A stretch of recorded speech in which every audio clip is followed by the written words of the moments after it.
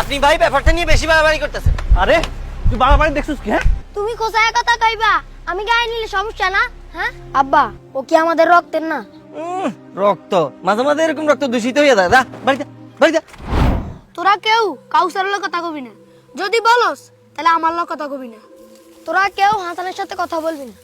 যদি বলস তোদের সাথে আর আমি নেই, আমার সাথে আর কোনো কথা বলবি না। কেন ওনার তো চাচা তো ভাই, আবার কি হইলো? যখন আমার আব্বা বিদেশে ছিল তখন আমার আব্বার টাকা খাইছে, তখন তো আমার দাদা দাদি বাইচা ছিল। এখন তো ওনারাও নাই, তাই আমার আব্বারাও মানে না। ওরা আমাকে জায়গা নিয়ে যাইতেছে, এর জন্য অনেক ভেজাল হয়েছে। এর জন্য আমার মা বলছে ওর সাথে না চলতে, কথা না বলতে। আচ্ছা বুঝলাম, কিন্তু এটা তো বড়দের সমস্যা, তাই বলে তোরা।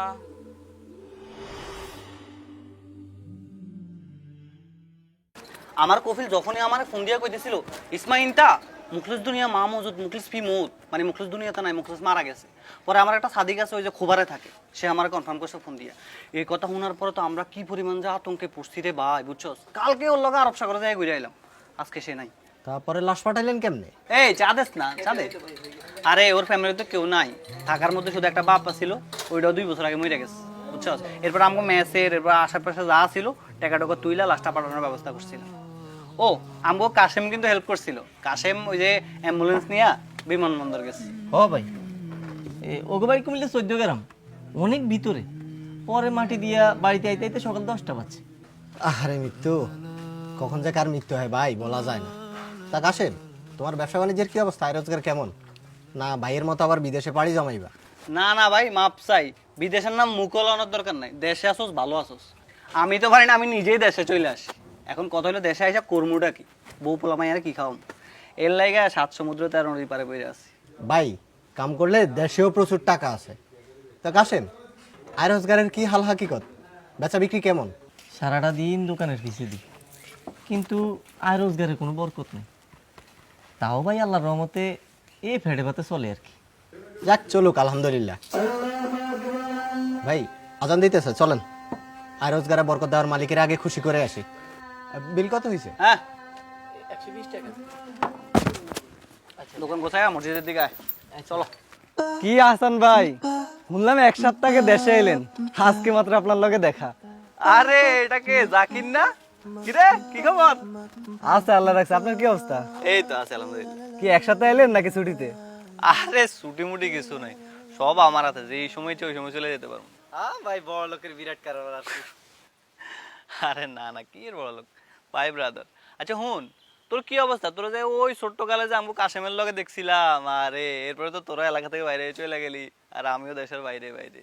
আপনারা কিন্তু আমি সবসময় ফেসবুকে দেখি। ওই নিউজ টিউজ দেখার লাগা ফেসবুক একটা আছে, অ্যাকাউন্ট একটা খুলে রাখছি, তবে ছবি টবি তেমন একটা ছাড়ি না আর কি। হ ভাই ছবি ছাড়েন না? না কয়েকদিন আগে তো দেখলাম সাগর পাড়ে গিয়ে একটা ছবি দিলেন, ক্যাপশন দিলেন আরব সাগর। আরে ছুটির দিন আছিল, রুমে সবগুলো দৌড়লো ভাই চলেন, এরপরে গেলাম এই আর কি। আচ্ছা ভাই, আপনাকে ওই যে বাজার জমিটা কার নামে? ওই যে কাশেম যেটা চালায় আর কি। কার নামে বলতে টাকা তো পাঠাইছিলাম আমি, কিন্তু জমি মনে হয় আব্বার নামে নিছিল। আচ্ছা খালি পারলি, কিন্তু হঠাৎ করে তুই জমির কথা কইতেছস, বুঝলাম না। না না ভাই, ওই যে ওই দিন আপনার বাইরে দেখলাম কইতেছিল দোকানটা নাকি ওর নামে করে নেব, আপনারা নাকি আর দিব না, এই আর কি। আরে আরে ওর থেকে যে বাড়া নেই না দোকান, এটাই তো বেশি। থাক ভাই, এটা আপনাকে ভাইবের ব্যাপার, আর আমি যে কইলাম এটা আবার ওরে বলা টলা দরকার নেই। আচ্ছা আচ্ছা ঠিক আছে কমো না, ঠিক আছে আমি যাই। তুই ভাই যা। চা খান? পরে খাওয়াবো, যা যা যা যা।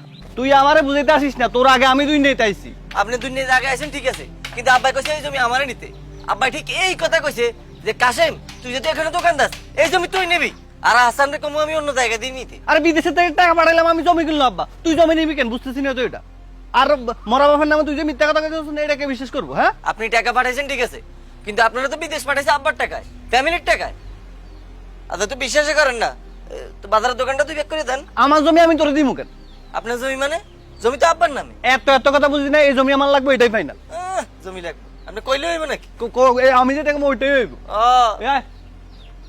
চল, আপনি ভাই ব্যাপারটা নিয়ে বেশি বাড়াবাড়ি করতেছেন। আরে তুই বাড়াবাড়ি দেখছিস কি? হ্যাঁ কালকে আমি বড় অফিসে এটা লই মামলা করব, বুঝছস? যাওয়ার ওখানে হইব, ওখানে সব বিহিত হইব।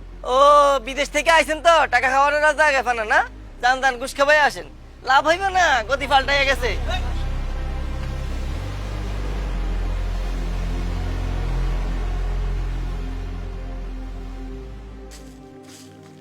এই সামনে কাউসার, কেউ অল্লাহ কথা হবে না, সোজা হেঁটে চলে যাবে। উরু উরু হাসান আইতেছে। কিরে হাসান, কই যাস? বিকাল ফুটবল খেলবি? এই তো একটু সামনে যাইতেছি। আর খেলার কথা যে বলছস, খেলার তো ইচ্ছে আছে, কিন্তু সবার সাথে তো আর খেলা যায় না। হ, আমি মনে হয় কারো লগে খেলার জন্য কান্দি। ওই, আমি কি তোরে কইছি সব কথা নিজের গায়ে মাখাইতেছস কেন? তুমি কোথায় কথা কইবা, আমি গায়ে নিলে সমস্যা না?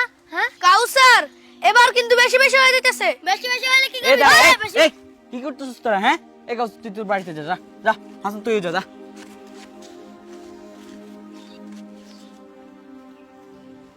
আহা, আগে 2 বের কত মিল ছিল, আর এখন এ কি অবস্থা? শোন, আজকে দুপুরে তুই আমাদের ঘরে খাবি। আজকে আমাদের ঘরে গোস্ত রান্না করছে, গরুর গোস্ত। কি কস তাই? গরুর গোস্ত? গরুর গোস্ত আমার প্রিয়।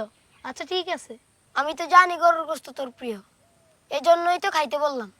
আচ্ছা শোন, তুই আর আমি বিকালে আমার নানুর বাড়িতে যাব। বিকালে? বিকাল কয়টায়? এই আসরের পর। আসরের পর? আসরের পর গেলে আবার কখন আসবি? সন্ধ্যায় আমার মামা বাইক দিয়ে দিয়ে যাবে। নইলে আজকে থাকলাম, কালকে স্কুলের আগে আগে চলে আসলাম। আচ্ছা ঠিক আছে, আমি আমার মারে জিজ্ঞেস করে লে। আরে আমি বললে চাচি না করবে না। চল চল, প্রয়োজনে আমার মারে বলবো তোর মারে বলার জন্য। তা যাবি কোন পথে? বাজার ঘুরে নাকি খালের উপর দিয়ে? খালের উপর দিয়ে যাব, বালিয়াদা সাঁকো আছে তো, ওইখান দিয়ে শর্টকাট হবে। সাঁকোতে উঠবি, ভয় লাগবে না? তুই তো আবার সাঁতার পারিস না। তুই আসিস না, তুই বাঁচাবি, তুই তো সাঁতার পারিস। আচ্ছা ঠিক আছে, বাঁচাবো। চল চল।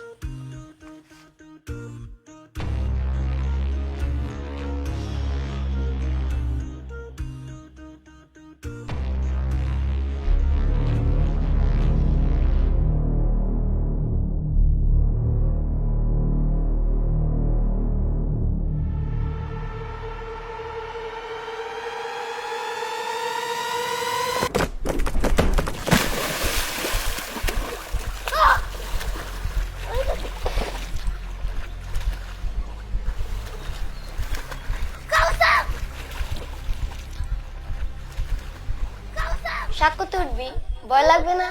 তুই তো আবার সাঁতার পারিস না। তুই আসিস না, তুই বাঁচাবি, তুই তো সাঁতার পারিস। আচ্ছা ঠিক আছে, বাঁচাবো।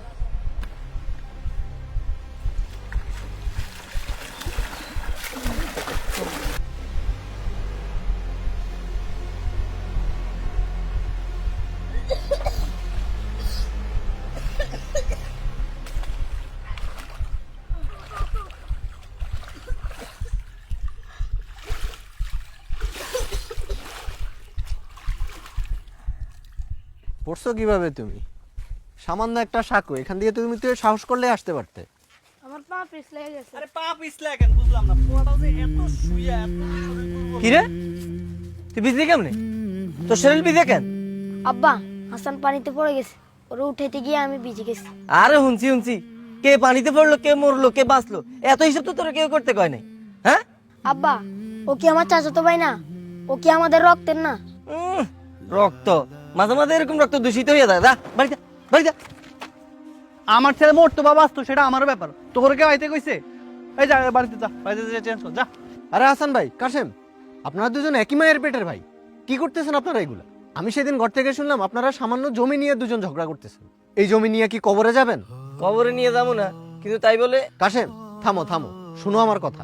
আমার গাম জড়ানো টাকা কেনা জমি। হাসান ভাই, সেদিন দোকানে গল্প করার সময় আপনি না বললেন বিদেশে কে হুট করে মারা গেল? মানুষ কিন্তু এখন আর বেশি দিন বাঁচে না। হায়াত বাড়বে কি করে? আপনিও তো হায়াত বাড়ার মতো কাজ করছেন না। হায়াত বাড়ানোর মতো কাজ? আর কাশেম, তুমিও তো সেদিন বললা সারাদিন খাটাখাটনি করো, কিন্তু আয় রোজগারে কোনো বরকত হয় না, ধন সম্পদ বাড়ে না। বাড়বে কি করে? রিজিক বাড়ার মতো তুমিও তো কোনো কাজ করছো না। কি কোন ভাই, কাম করি না মানে? ঘুম ছাড়া 24টা ঘন্টা এই দোকানের পিছিয়ে তো পড়ে থাকি। সারাদিন গাদার মতো খাটলেই রিজিকে বরকত হয় না। শোনো তাহলে, হাদিসে আছে আমাদের প্রিয় নবী হযরত মুহাম্মদ সাল্লাল্লাহু আলাইহি সাল্লাম বলেছেন, কেউ যদি চায় তার হায়াত এবং রিজিকে বরকত হোক, তাহলে সে যেন তার রক্তের সম্পর্ক রক্ষা করে। এখন বলো তো ভাই, তোমরা কি করতেছো? হায়াত বা রিজিক বাড়ার মতো কাজ করতেছো, না এর বিপরীতে দোনো ভাই ঝগড়া এবং মারামারিতে লিপ্ত আছো? তাহলে আরেকটা হাদিস শোনো, রাসূল সাল্লাল্লাহু আলাইহি সাল্লাম বলেছেন, আত্মীয়তা সম্পর্ক ছিন্নকারী জান্নাতে প্রবেশ করবে না। একবার চিন্তা করেন ভাই, দুনিয়াতে এই সামান্য জমির জন্য ঝগড়াঝাটি করে আপনারা দুই ভাইকে জান্নাত থেকে দূরে সরে যাবেন? ফয়সাল ভাই, আত্মীয়তা রক্ষা করা যে এত গুরুত্বপূর্ণ, এটা তো আগে জানা ছিল না। আর মেয়া ভাই, আপনি আমার বড়, আপনি যেভাবে চাইবেন ওইভাবে হইব। কাশেম, অনেক চিন্তা ভাবনা করে দেখলাম এই সামান্য জমির লেগে দুই ভাই সম্পর্ক নষ্ট করে জাহান্নামী হওয়ার কাম আছে। যা, আমরা দুই ভাই মিলে জমিটা ভাগ করে নিব, তাও আমগো দুই ভাই সম্পর্কটা যেন ভালো থাকে। ঠিক আছে, চল। ও ভাই, তাহলে আমরা জান্নাতেও পাশাপাশি বাড়িতে থাকতে পারবো। হ্যাঁ হ্যাঁ, চলে।